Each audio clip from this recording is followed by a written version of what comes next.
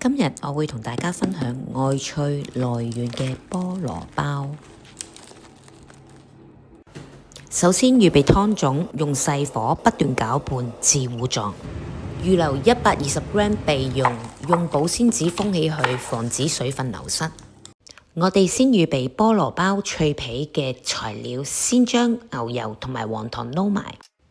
跟住我哋將梳打粉、泡打粉、吉士粉同埋低筋麵粉一齊過篩，放落牛油同埋糖嗰度一齊撈埋去。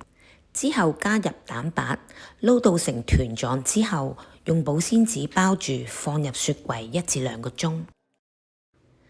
預備麵包底材料，我哋先將麵粉過篩，跟住之後放入黃糖、鹽同埋酵母。鹽同酵母要分開放，跟住輕輕攪拌。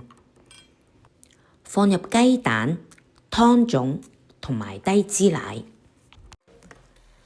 將所有材料攪拌埋一齊，跟住呢，我哋就可以放入牛油啦。攪拌麵粉都需要一段時間嘅，我哋嘗試隻手搽上油，輕輕將麵粉拉薄佢，睇下成唔成薄膜。如果好似而家呢個狀態，咁就可以啦。將麵粉攞出，由外至內不斷翻滾，至到光滑。喺容器上加油，跟住用保鮮紙封蓋住，防止水分流失。放一壺暖水，等佢預備發酵至2倍。發酵完成，排氣，跟住分割成9小份。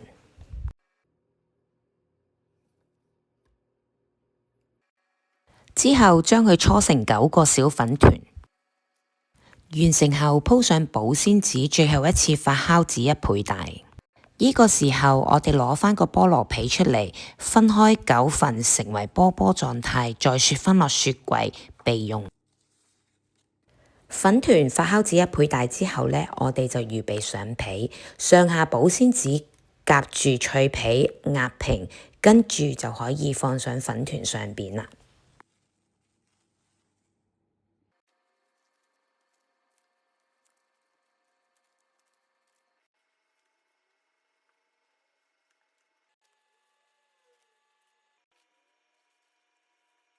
完成晒之後呢，我哋就搽蛋白喺菠蘿包皮面。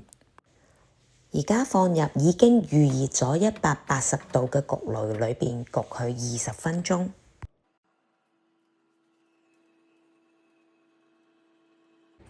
你睇菠蘿包出爐啦！